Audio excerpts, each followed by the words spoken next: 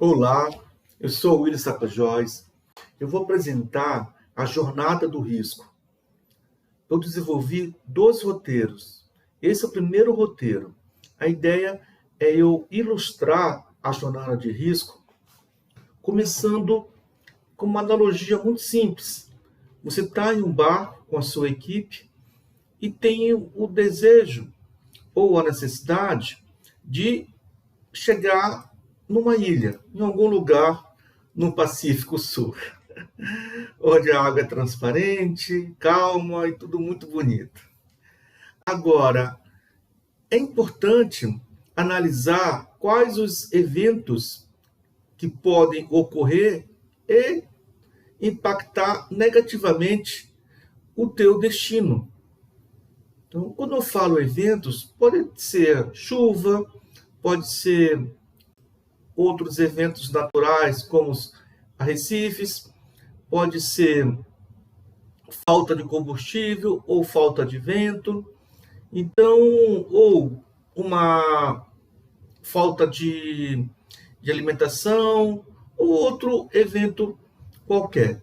Mas, quando nós falamos de navegação, o risco já está inerente. Então, na hora que eu decido fazer uma viagem dessa, eu estou assumindo alguns riscos. Muitos riscos já são conhecidos. Esses riscos nós chamamos de eventos. Quais são os eventos que podem ocorrer externamente na minha embarcação e internamente dentro da minha embarcação? Então, eu tenho eventos internos, eventos externos, que traduzindo esses eventos, nós chamamos simplesmente de riscos. Agora, para eu definir os meus riscos, primeiro eu tenho que definir onde eu quero chegar. Então, quais são os meus objetivos, as minhas metas? As empresas não trabalham assim? Toda empresa tem suas metas corporativas, seus objetivos corporativos, temas corporativos. Então, onde eu quero chegar? A pergunta que é sempre feita é: qual a missão da empresa? Então, a missão ela desdobra em metas.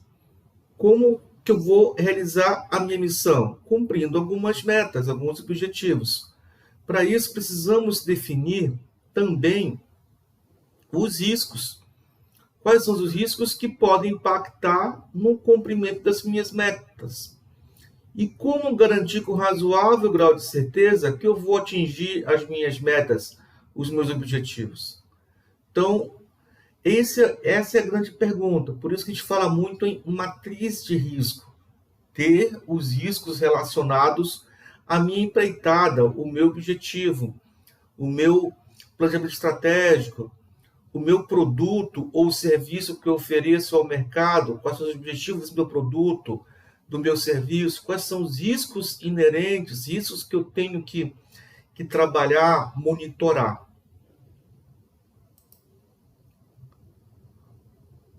Quando nós falamos cumprir o objetivo, atingir as metas, agora, quais os eventos? Quais os eventos que podem impedir esse cumprimento dos meus objetivos e metas? Esses eventos, eles são alguns já saltam aos olhos, você consegue perceber, e outros você tem que identificar, tem que pesquisar. Uma grande fonte de identificação de risco é você analisar o processo de negócio. Se eu estou falando de um processo financeiro, um subprocesso, contas a pagar, contas a receber. Então, eu preciso entender o mapa de processos ou as unidades que estou trabalhando e buscar identificar os riscos.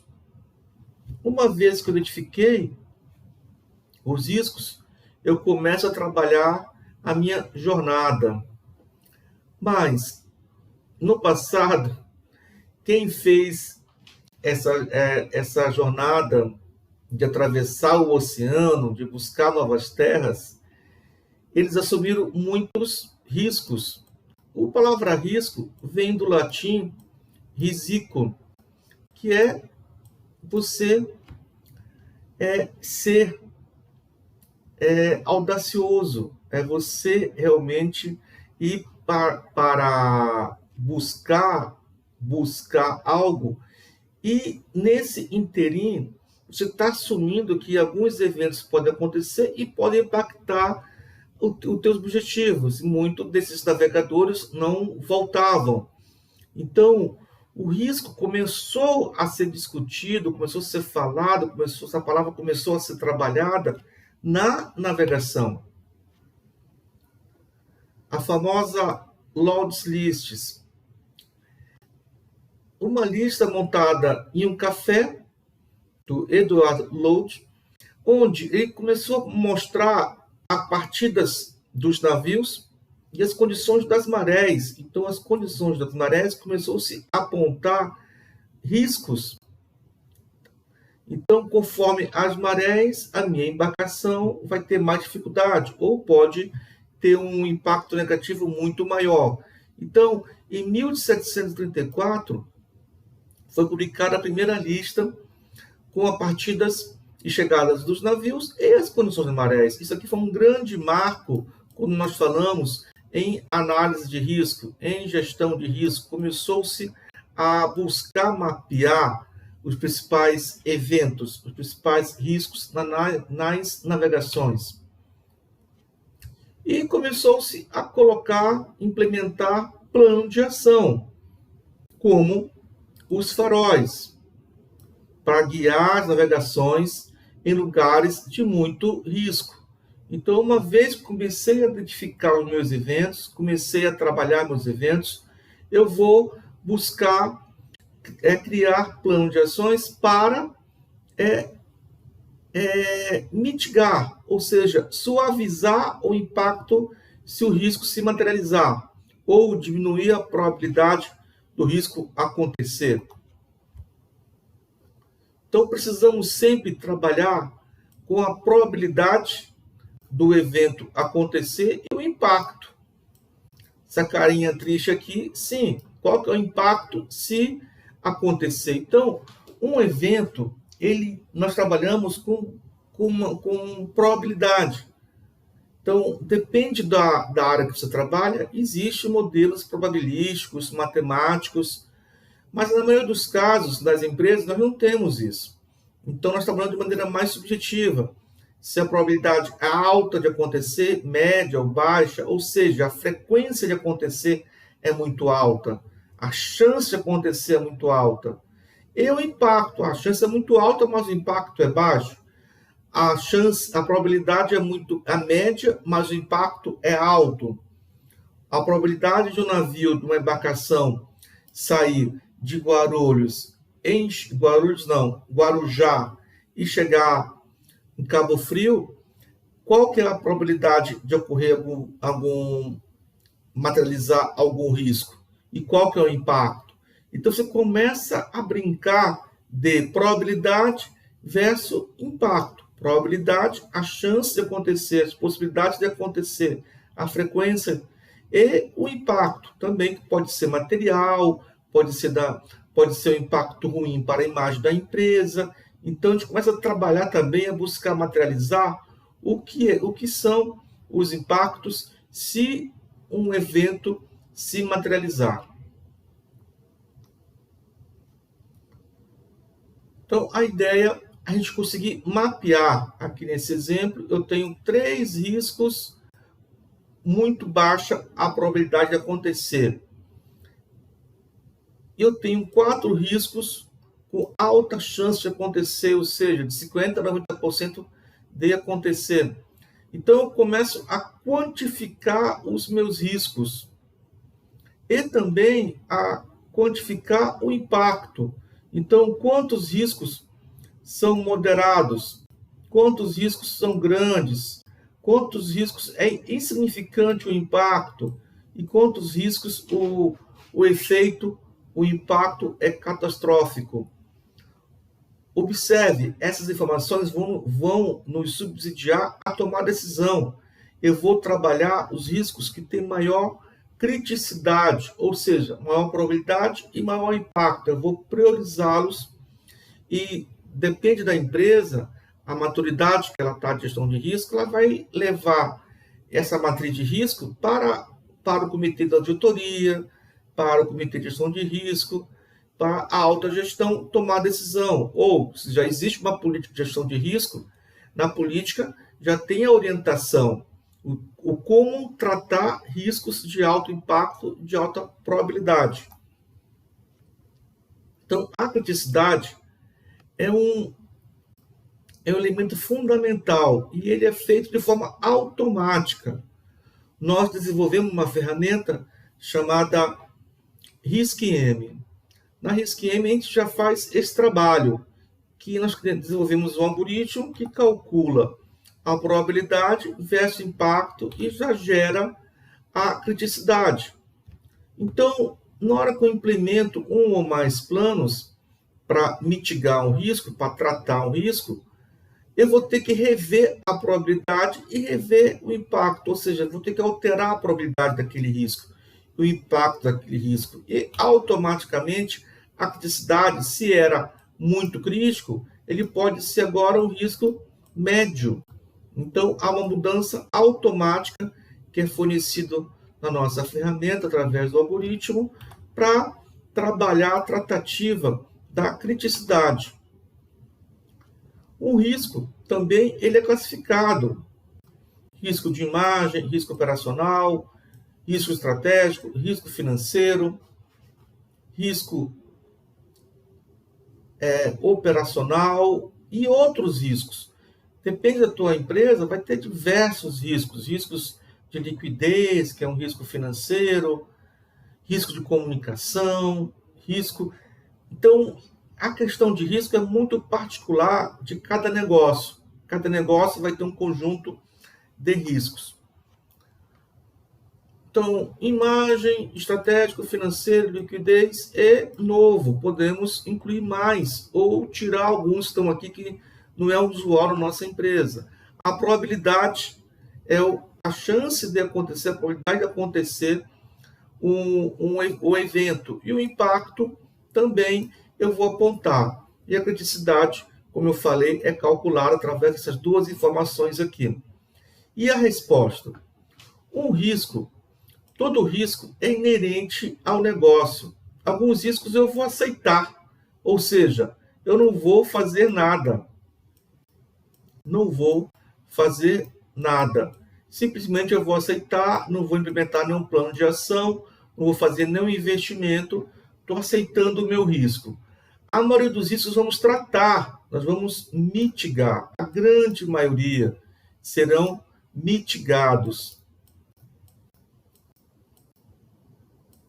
Alguns riscos eu vou transferir, compartilhar. Por exemplo, eu posso contratar um seguro de lucro cessante. Então, eu estou compartilhando o meu risco com a minha seguradora. Então, eu não estou totalmente...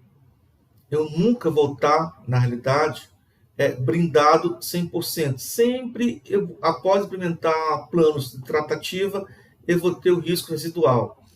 Então, eu sempre vou buscar tratá-los ou transferir. A maioria, transferir / compartilhar. A maioria, eu vou procurar reduzir / mitigar. Algumas verdades difíceis de engolir quando nós falamos de gestão de risco. Um dos grandes problemas da gestão de risco é você saber o status. Qual é o status dos planos? Então, tem plano. Quantos planos estão em andamento? Quantos não foram iniciados? Quem está desenvolvendo os planos? Qualquer alteração no plano, eu quero ser notificado. Então, como trabalhar muito o plano? A gestão de risco, ela é uma parte de um conjunto da governança. Quem é que deve atualizar os planos? A área de gestão de risco ou a área de negócio? Se nós formos trabalhar uma visão da 3 linhas de defesa, o modelo europeu, a primeira linha de defesa seria o negócio, a segunda linha de defesa, a área de compliance, gestão de risco. Então, muitos dos planos, quem vai desenvolver, em teoria? A própria área de negócio. Então, precisamos acompanhar esses planos, se eles estão sendo executados, para mitigar os riscos já foram apontados. Então, todos os riscos que eu quero tratar, então aqui eu tenho 3 riscos que eu preciso tratar, eu preciso monitorar esses riscos. Então, a verdade difícil de engolir é a gestão de risco, ela falha muito nas empresas na hora de executar o plano de ação e seu acompanhamento, monitoramento. Então, como o normal é trabalhar com planilha, a planilha ela é passiva, né? Ela não gera informações de fácil acesso e não gera notificação. Então, como que eu vou gerenciar os planos? Essa é a pergunta. Então, precisamos acompanhar de perto a execução dos planos, o monitoramento dos planos. E não tem jeito, não adianta você querer improvisar, porque a quantidade de planos é muito alta. Então, precisamos identificar os objetivos do negócio, precisamos definir os eventos que podem impactar negativamente no cumprimento dos objetivos, precisamos responder ao risco, definir a criticidade dos riscos e acompanhar os planos que foram desenvolvidos para responder ao risco. Então, a ideia não é improvisar, a gente conseguir desenvolver um modelo que vai conseguir nos apoiar no monitoramento, no acompanhamento, na gestão da matriz de risco e os planos para a sua respectiva mitigação. A jornada do risco vai ter um segundo roteiro que a gente vai desenvolver e disponibilizar. A gente vai focar os controles. Uma vez que eu desenvolvi a minha matriz de risco, implementei meus planos, eu tenho que monitorar o meu ambiente. Como é que é monitorar o meu ambiente? É definir controles que vão conseguir me dar informação suficiente para ter uma gestão preventiva, ou seja, atuar de forma preventiva antes que o risco se materialize, ou agir de maneira muito rápida, muito célere, caso o risco se materialize, tomar as ações, definir gestão de crise e outras ações, caso o risco se materialize. Então, o controle é um dos principais braços da gestão de risco. Uma parte, eu defino os riscos, eu crio uma infraestrutura do meu ambiente através dos planos que eu vou desenvolver, e a segunda parte é a operação do meu ambiente, garantir que eu vou conseguir atingir as minhas metas. Então, como é que eu vou garantir com razoável grau de certeza o cumprimento dos meus objetivos? É monitorando meus controles, testando os meus controles. Então, não adianta simplesmente eu identificar os riscos. Eu preciso monitorar o meu ambiente. Eu vou monitorar o meu ambiente através de auditorias dos meus controles e testes periódicos dos meus controles. Esse é o caminho que nós estamos desenvolvendo. Vamos agora entregar o segundo roteiro da jornada, que é o roteiro que mostra como que os controles trabalham junto com os riscos. Então, um controle ele está relacionado com o risco e as auditorias trabalham em cima dos controles. Mas, antes disso, os controles existem para monitorar, para assegurar que o ambiente está sendo vigiado, que o meu risco não vai se materializar, ou se ele se materializar, eu vou tomar uma ação muito rápida. Obrigado pela atenção e sucesso na sua matriz de riscos e controles.